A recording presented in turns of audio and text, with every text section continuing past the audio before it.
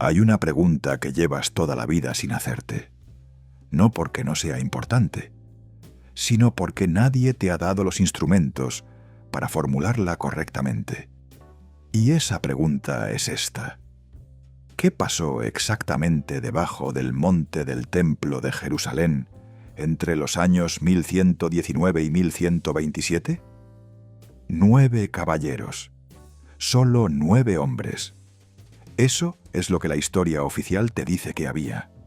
9 caballeros que llegaron a Tierra Santa con una misión declarada: proteger a los peregrinos cristianos que viajaban desde los puertos del Mediterráneo hasta los santos lugares. 9 hombres para proteger un territorio de cientos de kilómetros. 9 hombres que, en lugar de patrullar caminos y escoltar familias indefensas, se instalaron directamente en las caballerizas del rey Balduino II, en los subterráneos del antiguo templo de Salomón, y no se movieron de allí durante casi una década. ¿A ti te parece que eso tiene sentido? Porque la matemática no cuadra. 9 guerreros entrenados para proteger rutas de peregrinaje no necesitan establecer su cuartel general en las entrañas de la roca más sagrada del mundo. No necesitan excavar. No necesitan construir una infraestructura subterránea de la magnitud que los arqueólogos han encontrado siglos después. No necesitan 8 años de silencio absoluto sobre sus actividades. Tú has sido enseñado que los templarios fueron una orden de guerreros piadosos que lucharon por la fe cristiana. Eso es lo que aparece en los libros del colegio. Eso es lo que repiten los documentales de cadenas de televisión, financiadas por instituciones que tienen mucho que perder si la verdad sale a la luz. Pero hay algo que nadie te ha contado, algo que llevaba siglos enterrado en archivos que el Vaticano mantuvo cerrados a cal y canto hasta el año 2003, cuando por primera vez en la historia un conjunto de documentos conocidos como el Pergamino de Chinón fue sacado de las bóvedas más profundas del archivo apostólico y puesto parcialmente ante los ojos del mundo. Y lo que esos documentos revelan no es simplemente incómodo para la historia oficial, es devastador. Pero antes de llegar ahí, necesitas entender algo fundamental sobre el lugar donde todo comenzó. Jerusalén, en el año 1099, era una ciudad que acababa de vivir uno de los episodios más brutales de la historia de la humanidad. Los cruzados, después de un asedio de 5 semanas, habían tomado la ciudad y habían llevado a cabo una masacre que los cronistas de la época describen con un detalle que hace que se te revuelva el estómago. Las calles literalmente corrían de sangre hasta los tobillos. No es una metáfora, es lo que escribieron los propios soldados en sus cartas a casa. En ese contexto de devastación y conquista, 2 hombres tomaron una decisión que cambiaría la historia del mundo occidental. Hugo de Payns, un caballero de la Champaña francesa, y Godofredo de Saint-Omer, su compañero de armas, tuvieron una conversación que nadie presenció, pero cuyas consecuencias todavía se pueden rastrear hoy, en los subterráneos de una docena de catedrales europeas, en los archivos sellados de 4 países, y en un peso que, según las estimaciones más conservadoras de los historiadores que se han atrevido a trabajar en este tema, ascendía a 30 toneladas. 30 toneladas. Piensa en eso un momento. 30 toneladas de algo tan importante, tan sagrado, tan peligroso, en términos de lo que su existencia implicaba para el poder establecido, que una orden entera de guerreros dedicó casi 2 siglos de su existencia a custodiarla, moverla, ocultarla y morir por ella.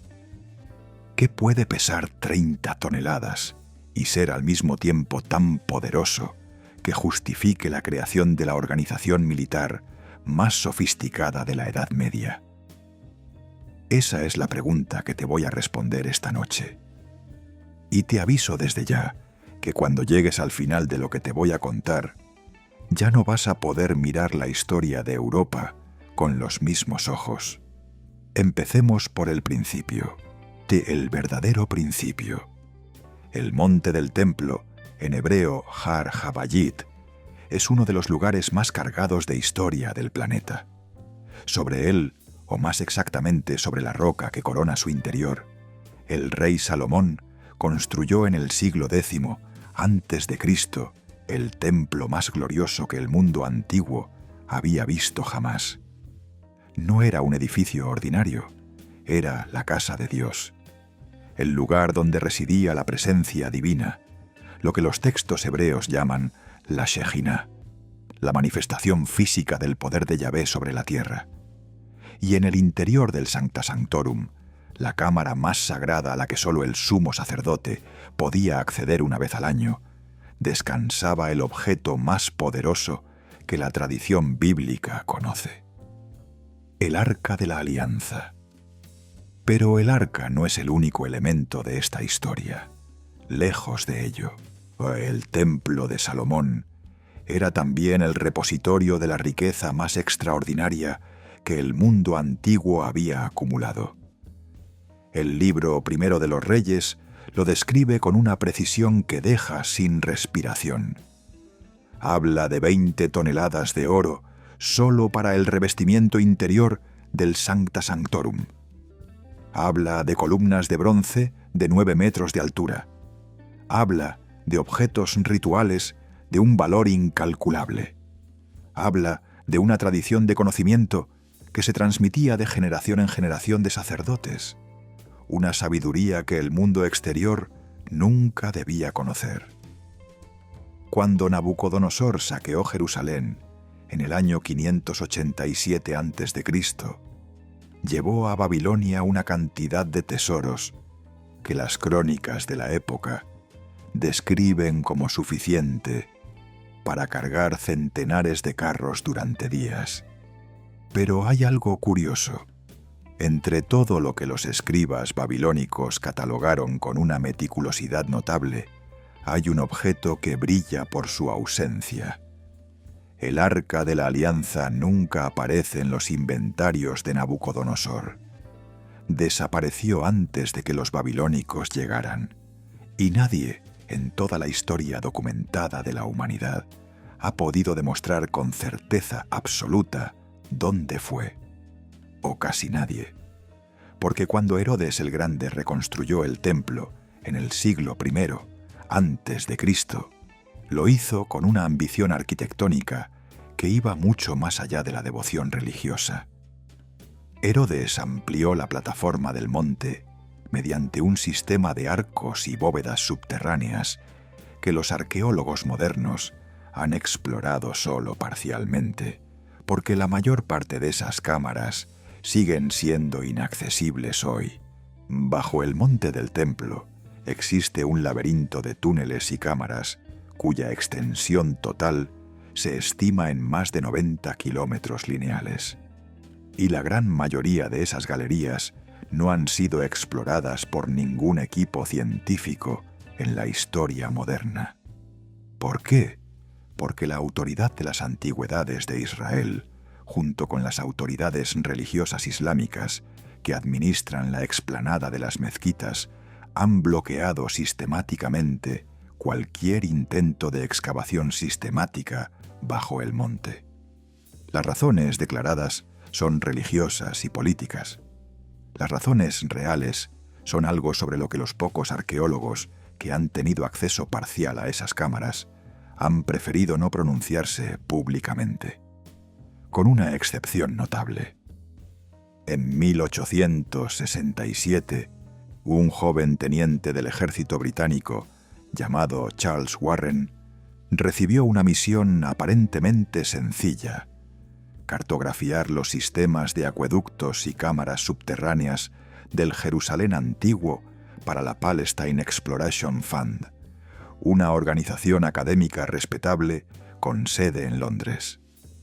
Lo que Warren encontró en esas excavaciones lo perturbó tanto que tardó años en publicar sus hallazgos, y cuando lo hizo de manera tan fragmentada y técnica que la mayoría de sus contemporáneos no captaron la magnitud de lo que estaba describiendo. Warren descubrió, entre otras cosas, un sistema de cámaras directamente bajo el lugar donde había estado el Sancta Sanctorum del Templo de Salomón. Cámaras que no tenían ninguna función estructural obvia, a cámaras que habían sido excavadas con una precisión que él mismo describió como extraordinaria para la época, y cámaras que en varios puntos mostraban evidencias de haber sido vaciadas de forma sistemática y deliberada. Vaciadas, como si alguien en algún momento de la historia hubiese entrado allí, tomado lo que había y sellado el acceso después. Warren nunca especuló públicamente sobre quién había hecho eso, ni cuándo, pero en sus cuadernos privados, que permanecieron en el archivo familiar hasta que su bisnieto los donó a la Biblioteca Nacional Británica en 1994, hay una anotación que resulta extraordinariamente reveladora. En ella, Warren escribe que las dimensiones de las marcas de extracción en el suelo de piedra de esas cámaras son consistentes con la remoción de objetos de gran tamaño y peso considerable, y añade una fecha que, si se contrasta con la historia de los templarios, hace que todo encaje de una manera que resulta difícil de ignorar. Las marcas, según la estimación de Warren, basada en la erosión y la pátina de la piedra, corresponden a un período que él sitúa entre los siglos XII y XIII de nuestra era. El siglo XII, el siglo en que los templarios excavaron bajo el monte del templo durante 8 años, sin que nadie, oficialmente, supiese exactamente qué estaban haciendo allí.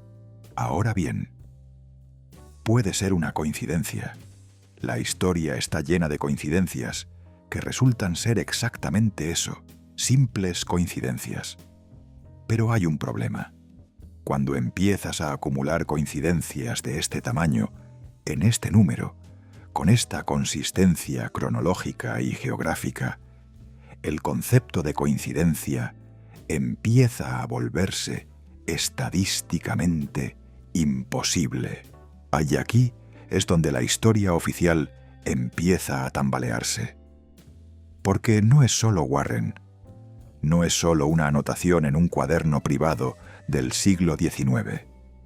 Es una cadena de evidencias que atraviesa 8 siglos, que conecta documentos en 5 idiomas, que aparece en archivos de Francia, de Escocia, de Portugal, de Etiopía y del propio Vaticano, y que apunta consistentemente hacia la misma conclusión.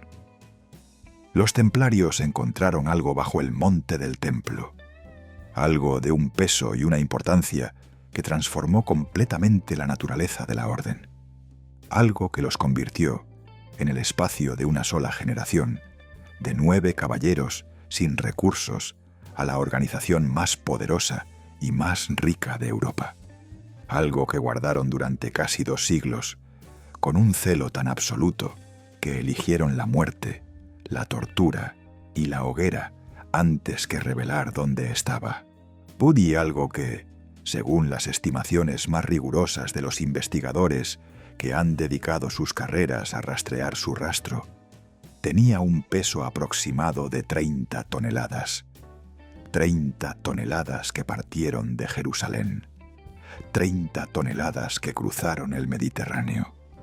30 toneladas que llegaron a Europa y que en algún momento de la historia desaparecieron de todos los registros conocidos. ¿Dónde están hoy? Esta noche lo vamos a descubrir juntos.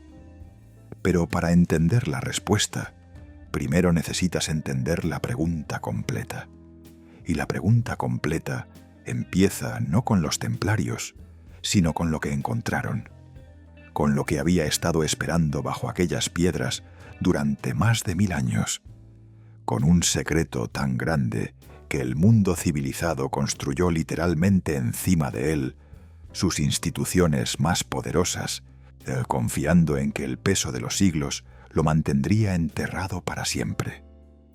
Se equivocaron, porque los templarios lo encontraron, y lo que hicieron con ello cambió el mundo de una manera que todavía no hemos terminado de comprender. Antes de que sigamos adelante, necesitas que te cuente algo que probablemente nunca aparecerá en ningún libro de texto escolar. Algo que los historiadores convencionales prefieren ignorar porque desarma completamente la narrativa oficial sobre quiénes eran realmente los templarios y por qué se fundaron. Y ese algo es esto: Hugo de Payns, el primer gran maestre de la Orden del Temple, no era un don nadie, no era un caballero errante que tuvo una crisis mística y decidió proteger peregrinos por amor a Dios. Era el vasallo directo del conde de Champaña, uno de los hombres más poderosos de Francia. Un hombre que, y curiosamente, había viajado a Jerusalén no una, sino 3 veces antes de que Hugo de Payns fundara oficialmente la orden. Un hombre que mantenía correspondencia regular con San Bernardo de Claraval, el monje cisterciense más influyente de su época y el arquitecto intelectual de las cruzadas. Y un hombre que, dato todavía más extraño, abandonó todos sus títulos, todas sus posesiones y toda su posición social en el año 1125 para convertirse en un simple caballero de la orden que su propio vasallo había fundado 6 años antes. Tú renunciarías a ser conde, a tierras que se extienden cientos de kilómetros, a un poder político que rivalizaba con el del rey de Francia, para convertirte en el subordinado de tu propio sirviente. No, nadie en su sano juicio lo haría, a menos que ese sirviente hubiese encontrado algo tan importante o tan trascendental que las categorías mundanas de poder y riqueza simplemente dejasen de tener sentido en comparación. La fecha es importante. 1125. 6 años después de la fundación oficial de la orden. Y justo un año antes de que los templarios recibieran la confirmación papal, que los convertiría en la primera organización militar que respondía únicamente ante el Papa, sin jurisdicción de reyes, obispos ni nadie más. Una autonomía sin precedentes en la historia de la cristiandad. Una autonomía que, sospechosamente, se les concedió justo cuando comenzaron a regresar a Europa con un volumen de recursos que ningún historiador ha podido explicar satisfactoriamente mediante las donaciones piadosas que, según la versión oficial, sostenían la orden. Porque hay otro detalle, un detalle financiero que destruye completamente la narrativa convencional. En el año 1139, solo 20 años después de su fundación, los templarios poseían más de 800 encomiendas distribuidas por toda Europa. 800 propiedades fortificadas, cada una con sus tierras de cultivo, sus talleres, sus establos, su capilla, cada una operando como un centro de producción agrícola, industrial y logística que generaba excedentes económicos brutales, y todas ellas conectadas mediante una red de comunicaciones que era, literalmente, la más eficiente de Europa. Un mensaje podía viajar desde Jerusalén hasta París en menos de 3 semanas, un tiempo que ni siquiera los servicios postales de los reyes podían igualar. ¿Cómo se construye semejante infraestructura en 20 años? No se puede, no con donaciones piadosas, no con la protección de peregrinos, no con ninguna de las actividades que la historia oficial atribuye a los templarios en sus primeras décadas de existencia. Para construir eso necesitas capital, Necesitas capital inicial enorme. Necesitas algo que te permita empezar con recursos tan masivos que puedas invertirlos, multiplicarlos y construir un imperio económico que rivalizara con el de naciones enteras. Necesitas 30 toneladas de algo que tenga un valor incalculable. Y aquí es donde tenemos que hablar de lo que realmente había bajo el monte del templo. La teoría más popular, la que probablemente hayas escuchado si alguna vez te has interesado por este tema, es el Arca de la Alianza. Dicen que los templarios encontraron el arca y que eso fue lo que los convirtió en poderosos. Es una teoría bonita, cinematográfica, pero tiene un problema fundamental. El arca, tal como la describe el libro del Éxodo, medía aproximadamente 115 centímetros de largo por 70 centímetros de ancho y 70 centímetros de alto. Estaba hecha de madera de acacia recubierta de oro. Incluso si la recubrían con oro macizo en lugar de láminas finas, el peso total del arca no superaría los 500 kilogramos. Media tonelada, no 30. Entonces, ¿qué más había? Aquí es donde necesito que prestes atención, porque vamos a entrar en territorio que los historiadores convencionales consideran especulativo, pero que la evidencia documental respalda de una manera que resulta cada vez más difícil de ignorar.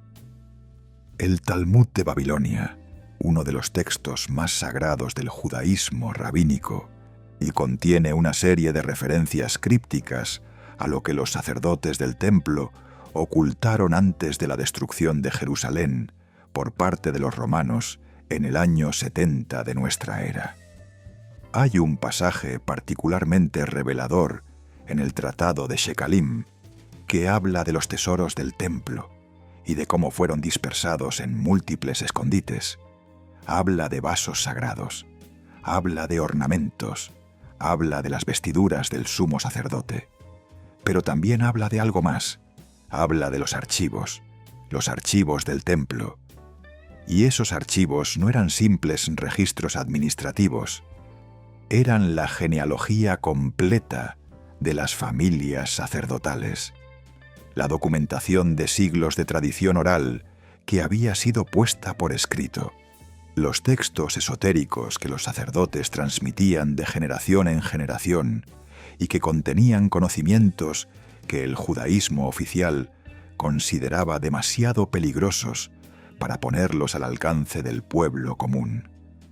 Conocimientos como la pronunciación correcta del nombre de Dios, como los rituales secretos que se llevaban a cabo en el Sancta Sanctorum, como las medidas exactas y proporciones arquitectónicas del templo, como las instrucciones para el manejo de objetos sagrados, cuya mera proximidad podía matar a quien no estuviese ritualmente purificado. Y también estaba algo más, algo que los rabinos medievales mencionan de pasada en textos que muy poca gente lee hoy. La Biblioteca de Salomón. Salomón, según el libro primero de los Reyes, era el hombre más sabio que había existido jamás. Hablaba con los animales, conocía los secretos de las plantas, dominaba lenguas que ningún otro hombre conocía y, dato crucial, mantenía correspondencia con todos los reinos conocidos de su época, desde Egipto hasta Saba, desde Tiro hasta las tierras misteriosas del este que los textos hebreos llaman Ofir. Todas esas cartas, todos esos tratados, todos esos intercambios de conocimiento se guardaban en el templo.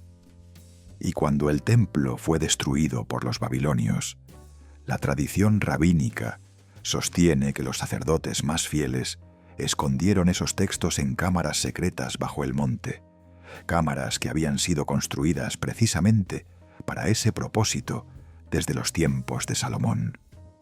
Pergaminos, rollos de cobre con inscripciones, tablillas, códices, siglos de conocimiento acumulado. el equivalente antiguo de la biblioteca más importante del mundo. Y todo ello hecho en materiales que, en aquella época, tenían un valor monetario extraordinario.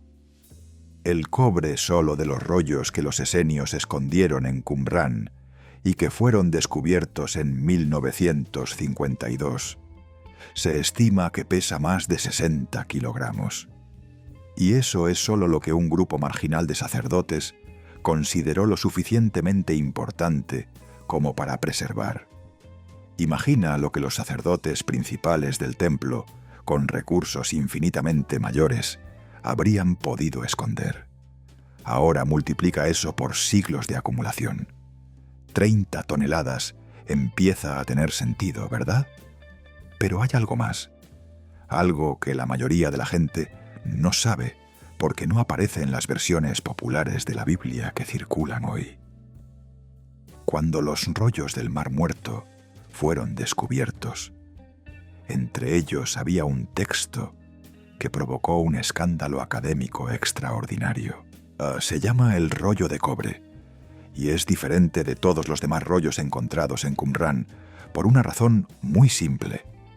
No es un texto religioso, es un inventario de tesoros escondidos. El rollo de cobre describe, con una precisión geográfica extraordinaria, 64 ubicaciones diferentes donde los sacerdotes del templo ocultaron oro, plata, objetos rituales y documentos sagrados antes de la destrucción de Jerusalén.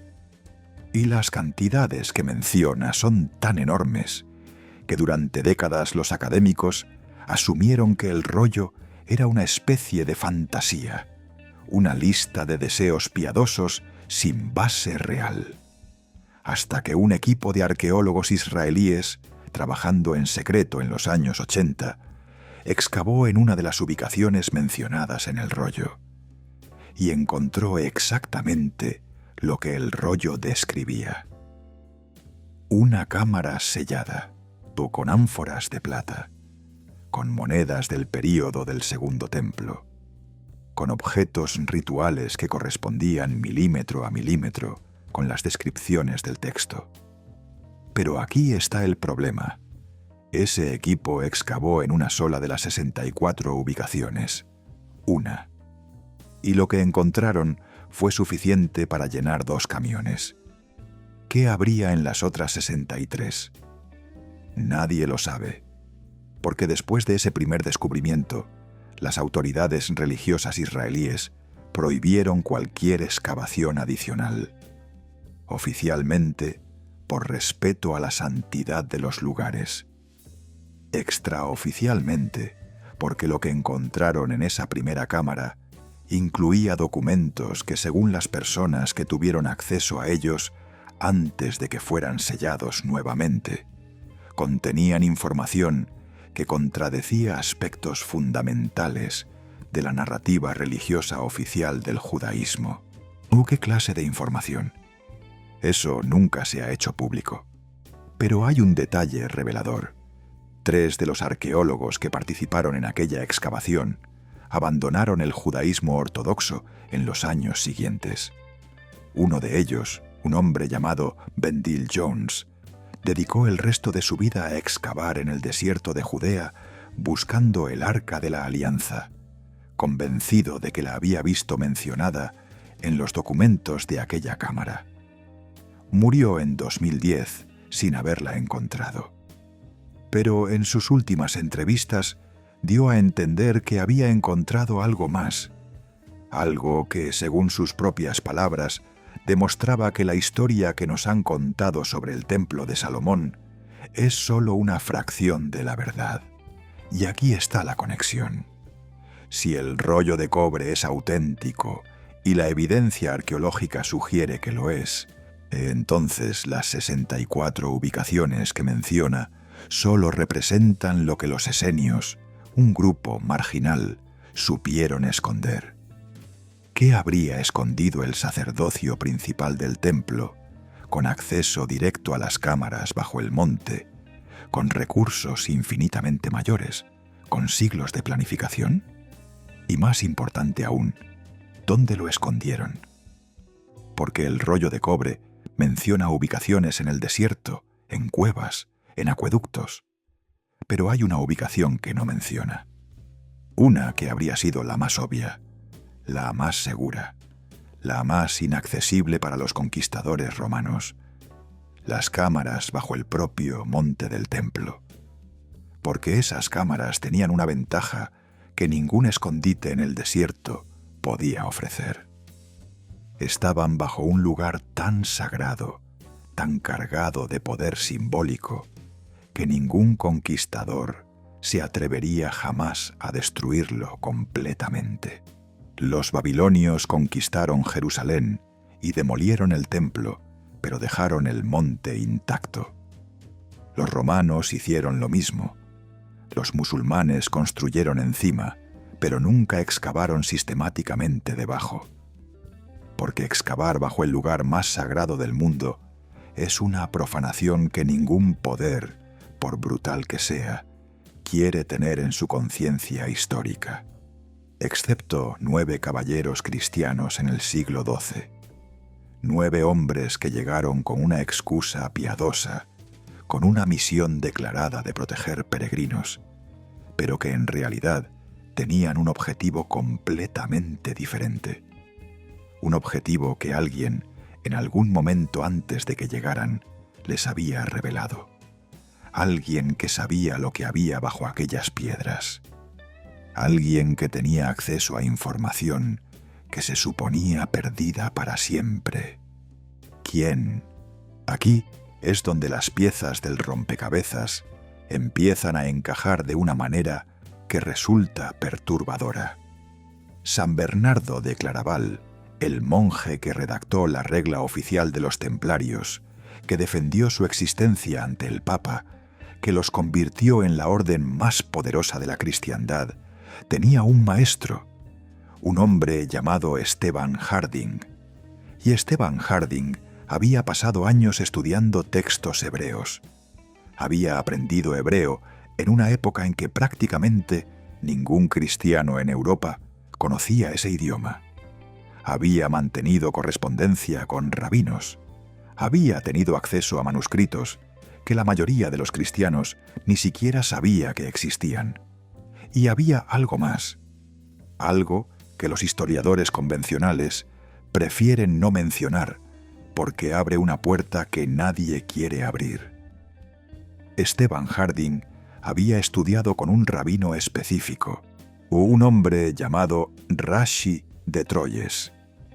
Y Rashi de Troyes era el mayor experto de su época en el Talmud de Babilonia, el mismo texto que contiene las referencias crípticas a los tesoros escondidos del templo, el mismo texto que menciona las cámaras secretas, el mismo texto que habla de los archivos de Salomón. ¿Casualidad? Puede ser, pero entonces necesitas explicar por qué Esteban Harding, justo después de esos estudios, se convirtió en el mentor del hombre que redactó la regla de una orden cuyo primer objetivo declarado fue establecerse en Jerusalén. En el monte del templo, en las caballerizas del rey, en los subterráneos. Necesitas explicar por qué San Bernardo, en sus cartas privadas, que se conservan en el archivo cisterciense de Dijon, menciona repetidamente la importancia de recuperar algo que él llama el conocimiento perdido de los antiguos. Necesitas explicar por qué usa una y otra vez la expresión restaurar el templo, no en sentido metafórico, sino literal, como si estuviese hablando de un proyecto arquitectónico real. Y necesitas explicar por qué, solo 10 años después de la fundación de los templarios, comenzaron a construirse en toda Europa catedrales góticas cuyas proporciones arquitectónicas corresponden exactamente con las medidas del templo de Salomón, tal como las describe el profeta Ezequiel. Chartres, Notre-Dame de París, Reims, Amiens, todas construidas en el siglo XII y XIII, todas financiadas en gran parte por donaciones de los templarios, todas diseñadas con una precisión matemática que los arquitectos de la época no tenían forma de conocer, a menos que tuviesen acceso a documentos que describiesen las proporciones exactas del edificio más sagrado de la antigüedad, el Templo de Salomón. ¿Cómo lo sabían? Porque lo habían visto. No el edificio, que había sido destruido hacía 1000 años, sino los planos, las medidas, los documentos arquitectónicos que los sacerdotes habían guardado en esas cámaras bajo el monte. Documentos que describían no solo las dimensiones físicas del templo, sino también las proporciones sagradas, las relaciones geométricas, los números que los sacerdotes consideraban la clave de la presencia divina. Y esos documentos pesaban. Pesaban en bronce, pesaban en cobre, pesaban en oro. Porque en el mundo antiguo, los textos importantes no se escribían en papiro que podía pudrirse. Se grababan en metal que podía durar milenios.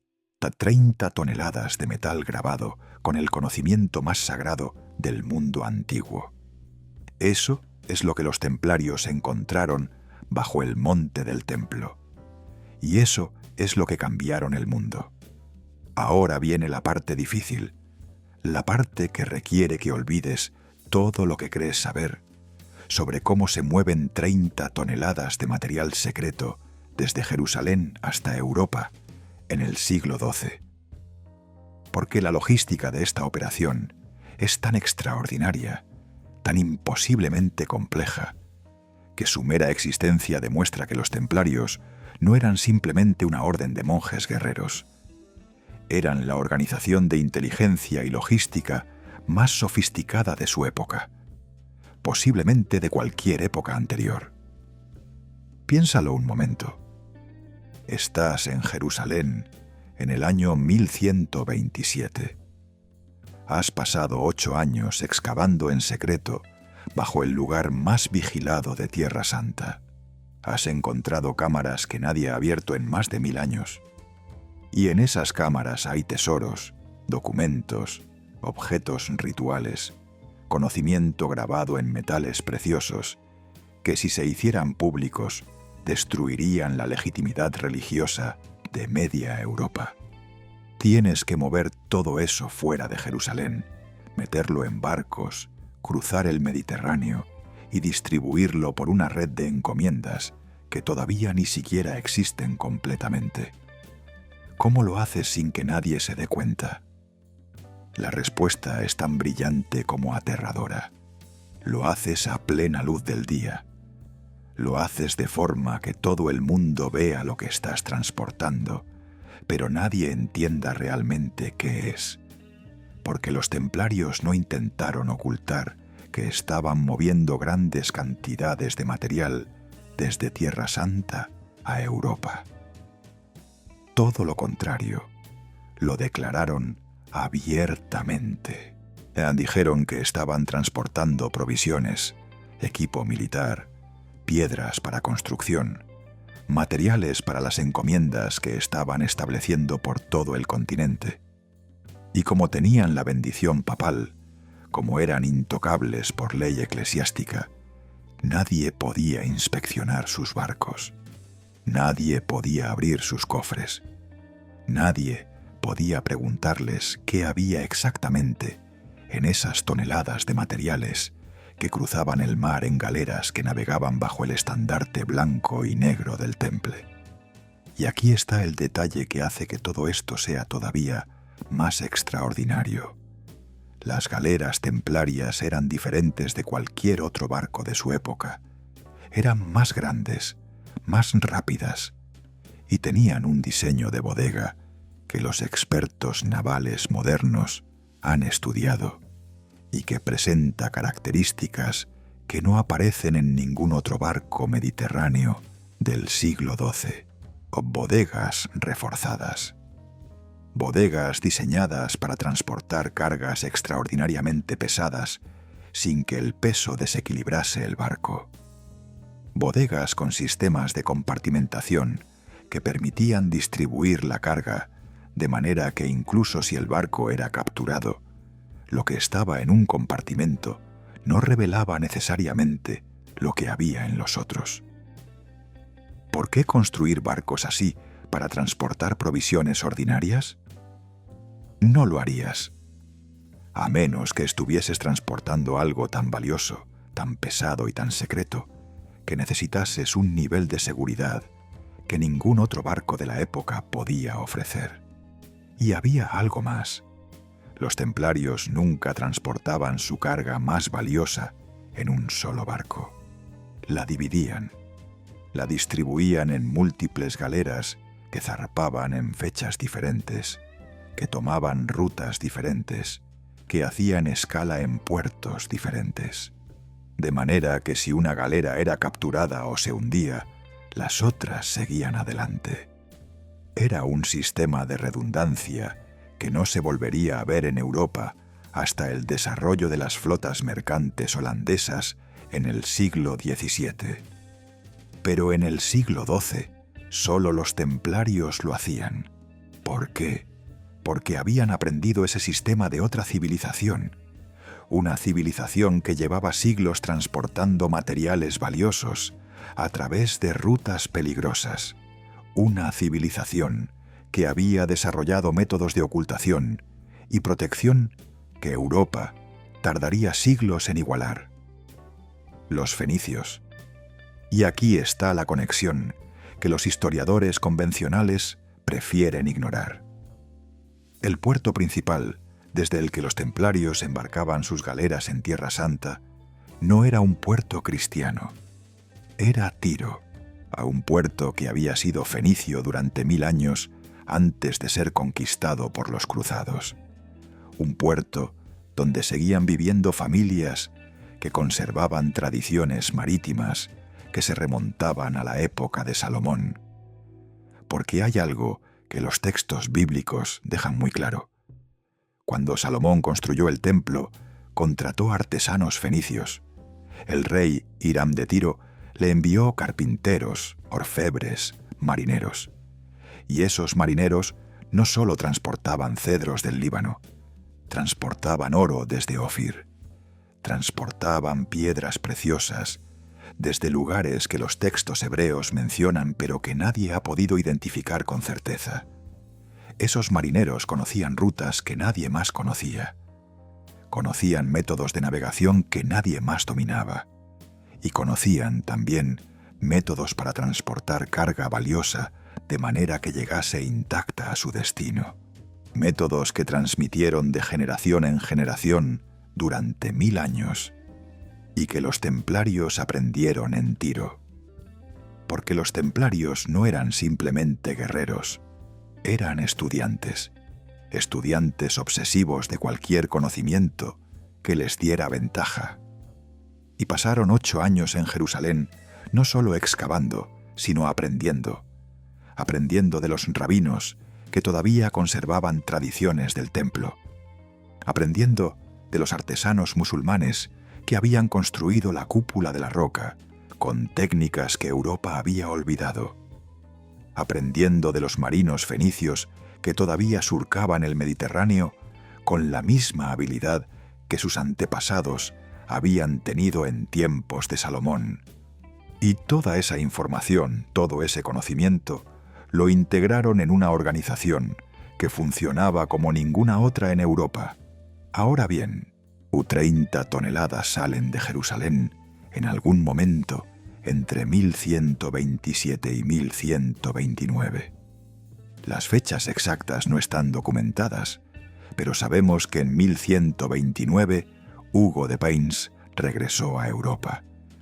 Y sabemos que cuando regresó, lo hizo con un séquito que los cronistas de la época describen como sorprendentemente numeroso para 9 caballeros que supuestamente habían pasado una década en la pobreza protegiendo peregrinos. Los cronistas hablan de carros, hablan de mulas cargadas, hablan de cofres que requerían varios hombres para ser movidos, y hablan de algo más. Hablan de que Hugo de Payns se reunió inmediatamente con San Bernardo de Claraval, en secreto, durante 3 días, Y después de esa reunión, San Bernardo escribió el tratado más importante de su vida, un texto llamado De Laude Novae Militiae, en alabanza de la nueva milicia, o un texto en el que describe a los templarios no como guerreros ordinarios, sino como guardianes de un misterio sagrado, como protectores de algo que él llama el verdadero templo, que debe ser restaurado no en Jerusalén, sino en el corazón de la cristiandad. ¿Qué significa eso? Significa que el plan nunca fue quedarse en Jerusalén. El plan siempre fue llevar lo que encontraron de vuelta a Europa. Porque en Jerusalén, rodeados de musulmanes, de cristianos ortodoxos, que desconfiaban de Roma, de reyes cruzados cuya lealtad era cuestionable, los templarios nunca podrían proteger completamente lo que habían descubierto. Pero en Europa, en territorios bajo control de aliados, en encomiendas fortificadas que respondían solo ante el Papa, y entonces o podían construir una red de custodia tan extensa y tan redundante que ningún poder terrenal podría destruirla completamente. Y eso es exactamente lo que hicieron. Entre 1130 y 1150, los templarios construyeron o adquirieron 800 encomiendas, 800 fortalezas, cada una diseñada con el mismo patrón arquitectónico básico, una capilla en el centro, edificios administrativos alrededor, muros defensivos en el perímetro y, detalle crucial, criptas subterráneas. Criptas que oficialmente servían para enterrar a los hermanos de la orden, pero que tenían dimensiones extraordinarias para ese propósito. Criptas que en muchos casos eran más grandes que la propia capilla que había encima. Criptas con sistemas de ventilación que no tienen ningún sentido para una cámara mortuoria, pero que tienen perfecto sentido si lo que estás almacenando necesita mantenerse seco y a temperatura constante. Criptas perfectas para almacenar documentos antiguos grabados en metal. Y aquí está el patrón que los investigadores que han estudiado la red templaria han identificado. No todas las encomiendas eran iguales.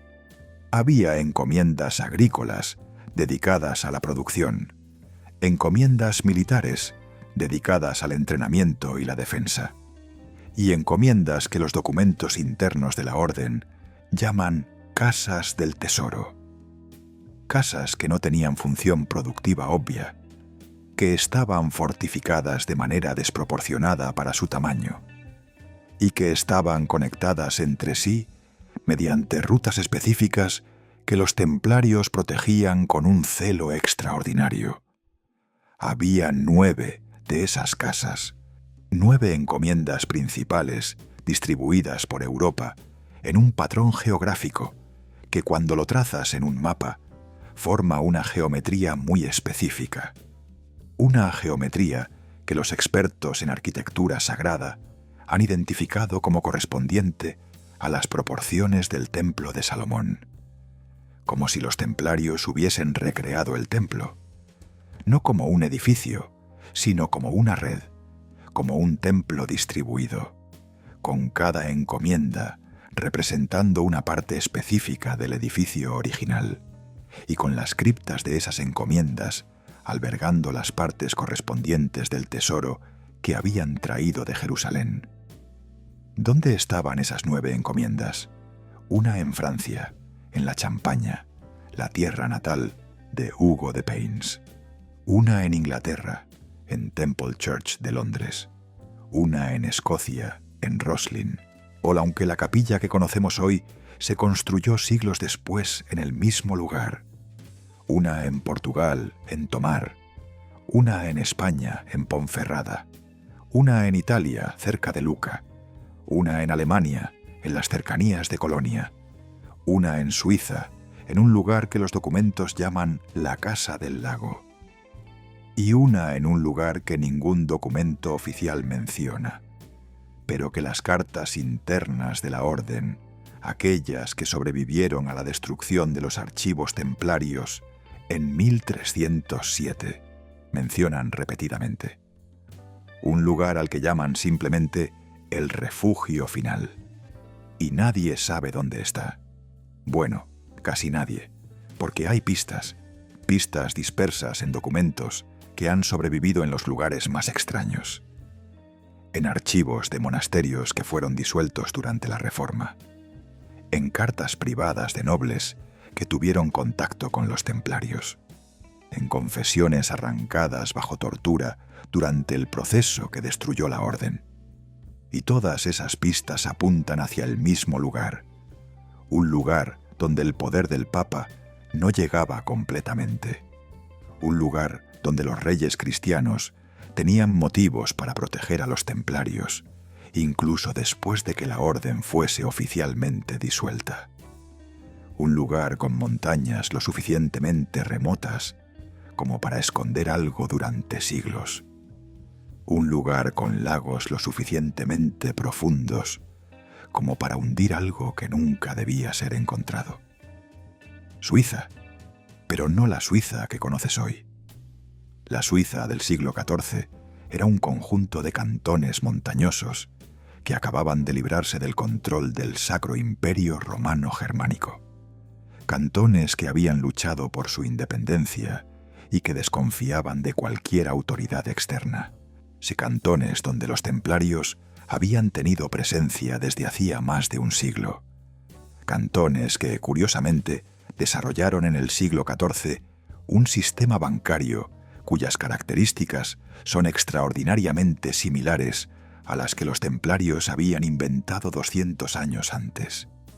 Secreto bancario, cuentas anónimas, sistemas de transferencia de fondos que no requerían mover físicamente el oro. Todo eso lo inventaron los templarios en el siglo XII. Y todo eso apareció en Suiza en el siglo XIV. ¿Casualidad? O tal vez los templarios, que escaparon de la purga de 1307, se refugiaron exactamente donde habían planeado refugiarse desde el principio, en el lugar donde habían escondido la parte más importante de lo que habían traído de Jerusalén, en el lugar donde habían construido, a lo largo de 2 siglos, una infraestructura financiera y logística que podía sobrevivir incluso si la orden oficial era destruida. Porque hay algo que necesitas entender sobre cómo los templarios operaban. No ponían todos los huevos en la misma cesta. No confiaban toda su riqueza, todo su conocimiento, toda su infraestructura a una sola institución visible. Funcionaban en capas, en niveles de secreto, con círculos internos que ni siquiera los miembros ordinarios de la orden conocían. Había templarios que eran guerreros, que luchaban en Tierra Santa y que creían genuinamente que estaban protegiendo la cristiandad. Había templarios que eran banqueros, que gestionaban las encomiendas y que creían que estaban administrando los recursos de la orden.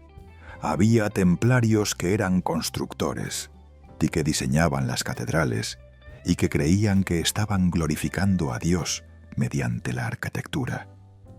Y había un círculo interno, un grupo que los documentos llaman los custodios del secreto. Hombres que sabían lo que realmente había en las criptas. Hombres que sabían lo que los textos de Jerusalén contenían. Hombres que habían jurado guardar ese secreto incluso bajo tortura, y lo cumplieron. Porque cuando el rey Felipe IV de Francia arrestó a los templarios en octubre de 1307, cuando los torturó, cuando los quemó en la hoguera, esperaba 2 cosas. Esperaba confesiones que justificaran la confiscación de las riquezas templarias y esperaba encontrar el tesoro. Consiguió las confesiones. Los hombres bajo tortura confiesan cualquier cosa. Confesaron herejía. Confesaron adorar a un ídolo llamado Baphomet. Confesaron escupir en la cruz. Confesaron todo lo que sus torturadores querían oír. Pero el tesoro nunca apareció. Las encomiendas que Felipe confiscó estaban vacías. Las criptas que sus hombres abrieron no contenían nada excepto huesos. Los cofres que esperaban encontrar llenos de oro estaban vacíos. Y los documentos que Felipe más deseaba, aquellos que supuestamente demostraban el poder secreto de los templarios, simplemente no estaban. ¿Dónde fueron? Esa pregunta ha obsesionado a historiadores, cazatesoros y conspiranoicos durante 700 años. Y la respuesta es tan simple como imposible de probar. Los templarios los movieron antes de ser arrestados. Tuvieron tiempo porque Felipe cometió un error. Pensó que el secreto de su operación se mantendría hasta la noche del arresto. Pero alguien filtró la información. Alguien con acceso a la corte francesa avisó a los templarios con semanas de antelación. Y en esas semanas las casas del tesoro fueron vaciadas. Los documentos fueron movidos. El oro fue redistribuido. Y las 30 toneladas de conocimiento antiguo que habían salido de Jerusalén casi 200 años antes desaparecieron de todos los registros conocidos. Hasta hoy, porque nadie ha encontrado jamás el tesoro principal de los templarios, y nadie lo encontrará, no porque no exista, sino porque está exactamente donde ellos planearon que estuviese, en un lugar que solo los custodios del secreto conocían, en un refugio final que construyeron específicamente para el día en que el mundo se volviera contra ellos. Y ese día llegó en 1307. Pero el refugio aguantó. Y lo que contiene sigue ahí, esperando. Ahora llegamos al final, al lugar donde las evidencias se encuentran con la especulación, donde la historia documentada se funde con los testimonios susurrados, donde lo que sabemos con certeza se difumina en lo que solo podemos inferir por la sombra que proyecta. Pero esa sombra es tan grande, tan definida, tan imposible de ignorar, que resulta más reveladora que muchas verdades que están escritas en libros de texto. La pregunta que deberíamos hacernos no es si los templarios escondieron algo. Eso es un hecho. La pregunta es qué hicieron exactamente con lo que escondieron. ¿Y para qué? Porque hay una cosa que todos los investigadores serios de este tema coinciden en señalar. Los templarios no eran coleccionistas, no acumulaban riquezas por el placer de poseerlas. Todo lo que tenían, todo lo que construyeron y todo lo que custodiaron durante 2 siglos tenía un propósito que ellos entendían como sagrado, como una misión que trascendía cualquier consideración mundana de poder o de dinero. Ellos creían que estaban restaurando algo que se había perdido, algo que el mundo necesitaba recuperar para que la humanidad pudiese evolucionar hacia un estado superior de conciencia y conocimiento. ¿Qué era ese algo? La respuesta está en las catedrales. Porque las catedrales góticas no son simplemente edificios religiosos, son libros escritos en piedra, libros diseñados para transmitir conocimiento a través de proporciones, de símbolos, de geometría sagrada, que cualquiera puede ver, pero que solo aquellos con las claves adecuadas pueden interpretar correctamente. Y esas claves estaban en los documentos que los templarios trajeron de Jerusalén. Piensa en esto. Antes del siglo XII, las iglesias en Europa eran oscuras, pesadas, construidas con muros gruesos y ventanas pequeñas, porque nadie sabía cómo construir estructuras altas sin que se derrumbasen. Y de repente, en el espacio de 2 generaciones, aparecen edificios que desafían todas las leyes conocidas de la arquitectura. Edificios con muros que son casi enteramente de vidrio, con bóvedas que se elevan 50, 60, 70 metros hacia el cielo, con proporciones tan precisas que la distancia entre cada columna, cada arco, cada rosetón, corresponde a relaciones matemáticas que los griegos conocían pero que Europa había olvidado durante 1000 años. ¿Cómo aprendieron a construir así? La respuesta oficial es que fue una evolución gradual de técnicas, que los arquitectos fueron experimentando y descubriendo poco a poco cómo distribuir el peso de las bóvedas mediante arbotantes y contrafuertes. Pero esa explicación tiene un problema. La primera catedral gótica, Saint-Denis, en París, fue construida sin ningún precedente. No hubo etapas intermedias. No hubo experimentos fallidos que se derrumbaran y que obligaran a los arquitectos a replantear sus diseños. Apareció, completa y perfecta en su concepción, en el año 1144. Y su arquitecto principal, el abad Suger, era amigo personal de San Bernardo de Claraval, el mismo Bernardo que había escrito la regla de los templarios. El mismo Bernardo que había pasado 3 días reunido en secreto con Hugo de Payns cuando éste regresó de Jerusalén. El mismo Bernardo que escribió cartas hablando de restaurar el templo en el corazón de la cristiandad. Y las proporciones de Saint-Denis corresponden exactamente con las proporciones del templo de Salomón, tal como las describe el profeta Ezequiel en el Antiguo Testamento. No aproximadamente. Exactamente. ¿Cómo lo sabía Suger? Porque Bernardo se lo dijo. Y Bernardo lo sabía porque los templarios lo habían encontrado escrito en los documentos de Jerusalén. Documentos que describían no solo las dimensiones del templo, sino también los principios arquitectónicos que lo sostenían. Los mismos principios que los fenicios habían usado para construir edificios que duraban milenios. Los mismos principios que los egipcios habían usado para construir las pirámides. Los mismos principios que todas las civilizaciones antiguas conocían y que Europa había perdido en el caos de la caída de Roma. Y los templarios los recuperaron y los distribuyeron. No abiertamente, nunca abiertamente, sino a través de la arquitectura, a través de construcciones que cualquiera podía visitar, pero que solo aquellos con ojos para ver podían leer.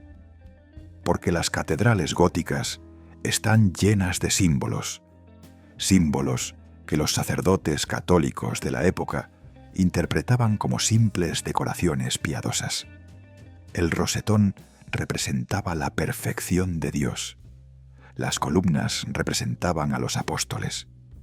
Los vitrales contaban historias bíblicas para un pueblo que no sabía leer.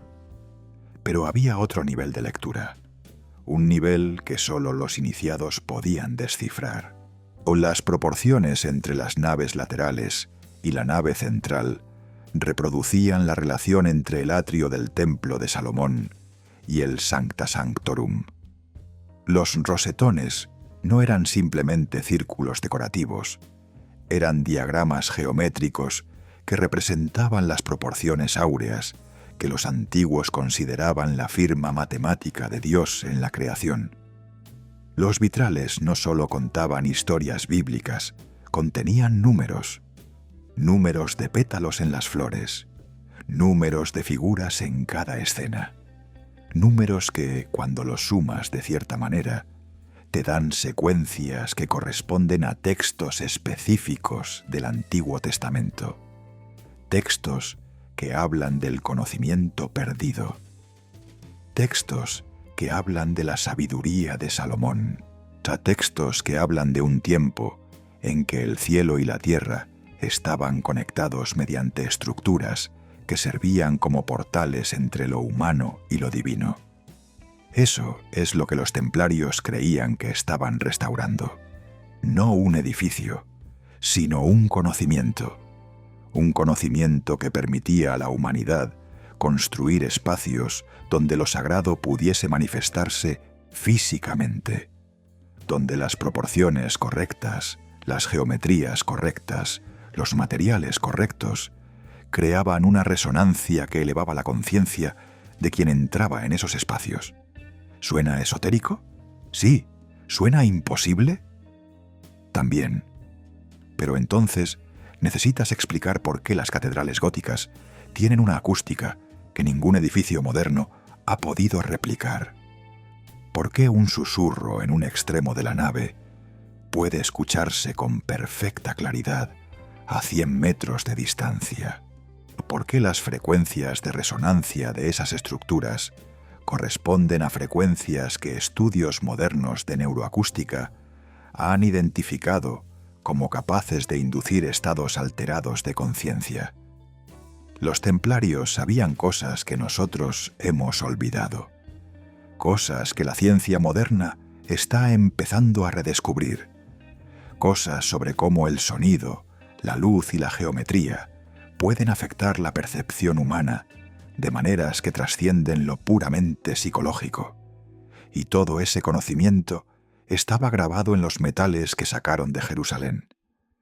Pero no lo usaron solo para construir catedrales, lo usaron para construir un sistema que iba mucho más allá de la religión, un sistema económico, político y filosófico que, si hubiese tenido tiempo de completarse, habría transformado Europa en algo radicalmente diferente de lo que acabó siendo, porque los templarios inventaron el capitalismo moderno, inventaron los bancos, inventaron las transferencias de crédito, inventaron los cheques, inventaron sistemas de contabilidad que permitían rastrear transacciones complejas a lo largo de cientos de kilómetros. Inventaron seguros, inventaron conceptos de responsabilidad limitada que no volverían a aparecer en Europa hasta el Renacimiento. ¿Cómo aprendieron todo eso? Porque estaba en los documentos de Salomón. Porque Salomón no solo era sabio en términos religiosos, era sabio en términos económicos.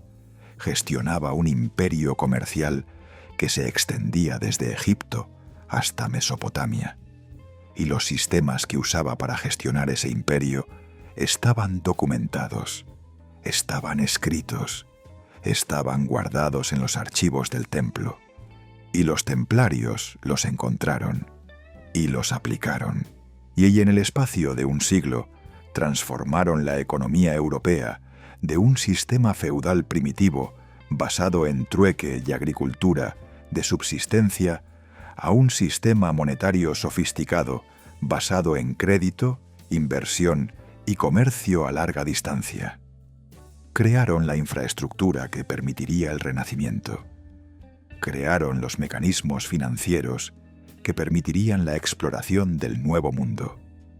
Crearon las instituciones que, siglos después, se convertirían en los bancos centrales que sostienen la economía global.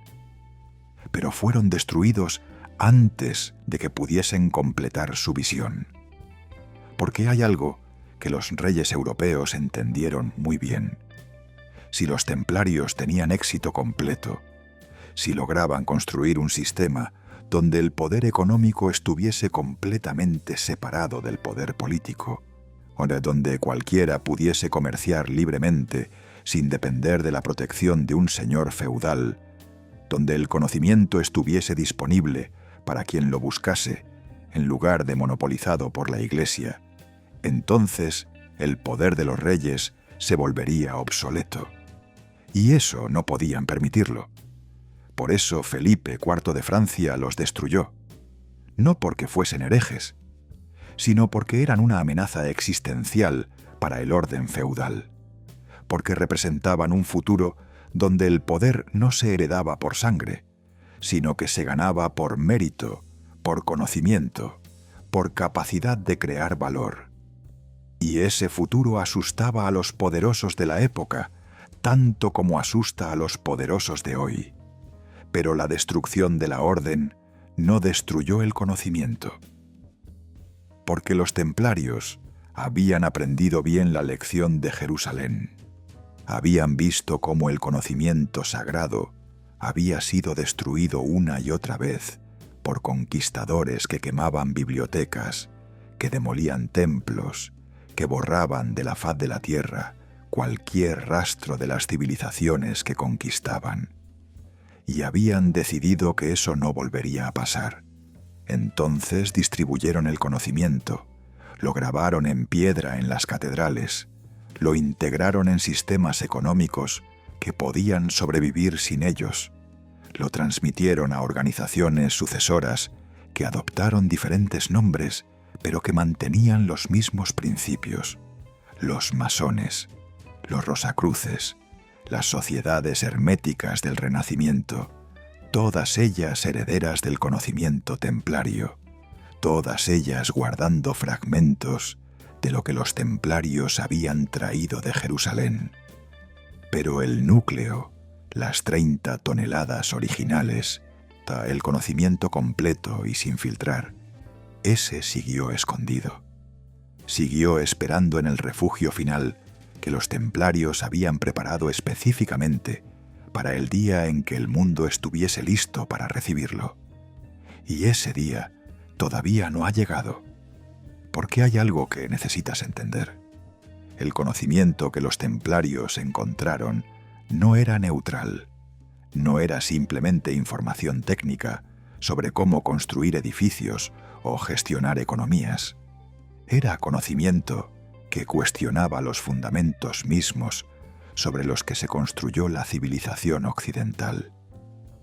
Cuestionaba la narrativa bíblica, cuestionaba la autoridad de la Iglesia, cuestionaba la legitimidad de los reyes, cuestionaba la división entre lo sagrado y lo profano, entre lo religioso y lo secular, entre el conocimiento reservado para élites y el conocimiento accesible para todos. Y ese tipo de conocimiento, incluso hoy, incluso en nuestra era supuestamente ilustrada, sigue siendo peligroso. Sigue siendo capaz de desestabilizar instituciones. Sigue siendo capaz de provocar crisis existenciales en personas que han basado toda su identidad en creencias que ese conocimiento demuestra falsas. Por eso sigue escondido, no porque sea imposible encontrarlo, sino porque quienes lo custodian han decidido que la humanidad todavía no está lista. Pero las grietas empiezan a aparecer. Los archivos del Vaticano están siendo abiertos lentamente. Los documentos que durante siglos fueron accesibles solo para un puñado de cardenales están siendo digitalizados y puestos, parcialmente, a disposición de investigadores. Y en esos documentos aparecen referencias a los templarios, referencias a lo que encontraron, referencias a decisiones que papas sucesivos tomaron sobre qué hacer con ese conocimiento. Y esas referencias sugieren algo extraordinario. Sugieren que el Vaticano sabe exactamente dónde está el refugio final, que lo ha sabido durante siglos y que ha tomado la decisión consciente de no revelarlo. No porque tema el conocimiento en sí, sino porque teme lo que la humanidad haría con ese conocimiento. Porque el conocimiento de Salomón no era solo arquitectura y economía, era también poder. Poder sobre la naturaleza, poder sobre la materia, poder sobre las fuerzas fundamentales que sostienen la realidad física. Los textos antiguos hablan de ello de forma velada. Hablan de la capacidad de Salomón para controlar demonios, para invocar ángeles, para crear objetos que desafiaban las leyes naturales. Y durante siglos, los eruditos han interpretado esas historias como metáforas, como fantasías mitológicas sin base real. Pero ¿y si no lo eran? ¿Y si Salomón realmente tenía conocimientos que nosotros hemos perdido? Conocimientos sobre cómo manipular fuerzas que la física moderna apenas está empezando a comprender.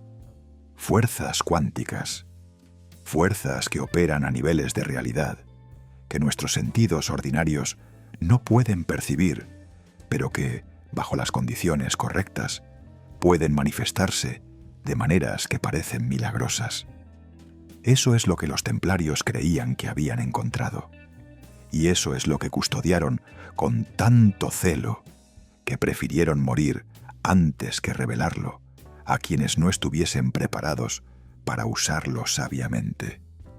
Y la gran ironía es esta. Nosotros, en el siglo XXI, con toda nuestra tecnología, con toda nuestra ciencia, con toda nuestra supuesta sofisticación, probablemente estamos menos preparados que nunca para ese conocimiento, porque lo usaríamos como arma, lo usaríamos para obtener ventaja económica, lo usaríamos para consolidar poder, exactamente lo que los templarios temían, y por eso el refugio final sigue cerrado, y por eso las 30 toneladas siguen esperando a una humanidad que haya madurado lo suficiente como para entender que el verdadero poder no reside en controlar la naturaleza, sino en armonizar con ella, que el verdadero conocimiento no se acumula para dominar, sino que se comparte para elevar. Cuando lleguemos a ese punto, si es que alguna vez llegamos, el refugio se abrirá. Hasta entonces, sigue ahí, en algún lugar bajo las montañas de Europa, en cámaras que ningún terremoto ha perturbado, o en cofres que ninguna humedad ha corroído, en un silencio que ha durado 700 años y que durará 700 más si es necesario, porque algunos secretos no esperan a ser descubiertos, esperan a que la humanidad merezca descubrirlos. Y esa es la verdadera lección de los templarios. No se trata de oro, no se trata de tesoros, no se trata de poder mundano, se trata de comprensión, de responsabilidad, de la capacidad de sostener conocimiento que puede transformar el mundo sin usar ese conocimiento para destruir. Ellos entendieron eso, pagaron el precio por entenderlo, y nos dejaron un legado que trasciende cualquier objeto físico.